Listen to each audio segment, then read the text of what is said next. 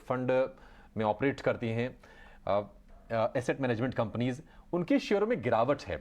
और गिरावट इसलिए है क्योंकि डेट म्यूचुअल फंड में एलटीसीजी का फायदा खत्म कर दिया गया है।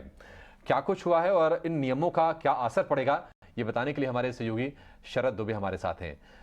शरद, बताइए कि इसके पहले मायने बताइए और ये बताइए कि अगर जो निवेशक हैं उनके ऊपर क्या असर पड़ने वाला है।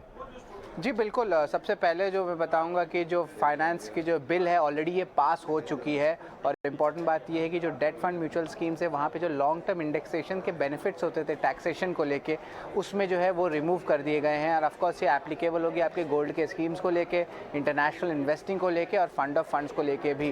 तो आप कह सकते हैं कि एक टाइप से पैरिटी आ जाएगा फिक्स डिपॉजिट्स के साथ। ये जो है गवर्नमेंट का ओवरऑल थीम लग रहा है। ऑफकोर्स इसका एक और इम्पॉर्टेंट बात होता है कि जो टैक्स लूपहोल होते हैं उसको भी बचाया जाएगा, जो एचएनआईज और बड़े कॉर्पोरेट हाउसेस करते थे। और अब जो है क्या था कि जो एग्जिस्टिंग था आपका, वो लगभग 3 साल तक के लिए होल्डिंग के बाद जो था इंडेक्सेशन आपको मिलता था। इससे क्या है, टैक्स एडवांटेज भी रिड्यूस होने वाला है और एक बैंक्स का एफडीज को भी बूस्ट मिलने वाला है। ऑफकोर्स जो फंड मैनेजमेंट का इकोसिस्टम है उनको ज़रूर इम्पैक्ट पड़ेगा और यहाँ पे आउटफ्लोज देखने मिल सकती है म्यूचुअल फंड इंडस्ट्री से। लेकिन जो रिटर्न्स के बारे में बात करें कि ऑफकोर्स अगर आप इंडिविजुअल लेवल पे बात करें तो वहाँ पे जो है आपका पोस्ट टैक्स रिटर्न्स जो होती है वो कम होने लगेगी इस नए स्कीम में जो लागू होने वाले। पर याद रखिए 1 अप्रैल से लागू होगा, 31 मार्च के पहले तक जो है ये लागू नहीं होगा। इसके अलावा जो है ऑफकोर्स ये पैसा जाएगा कहाँ, ये एक सवाल रहता है। उस पर यहाँ पे जो है फिक्स डिपॉजिट्स ले लीजिए, इक्विटी सेविंग्स ले लीजिए, स्पेशली जो हाइब्रिड स्कीम है वहाँ पे पैसा जा सकता है। ऑफकोर्स कॉर्पोरेट एफडी, बॉन्ड और फिजिकल गोल्ड में भी इंटरेस्ट रहेगा। डेट फंड का लगभग 13 लाख करोड़ AUM है इस पूरे इंडस्ट्री में।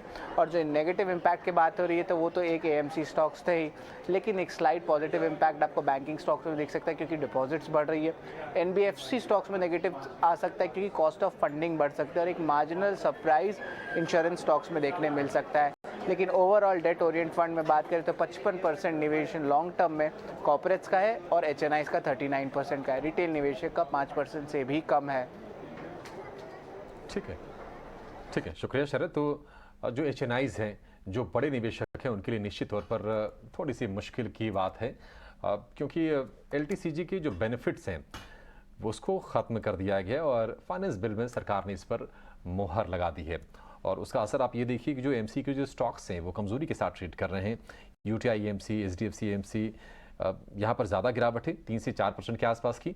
आदित्य बिरला कैपिटल, यहाँ पर भी कमज़ोरी है 5.5% के आसपास की। निपॉन लाइफ थोड़ा सा वहाँ पर असर कम है।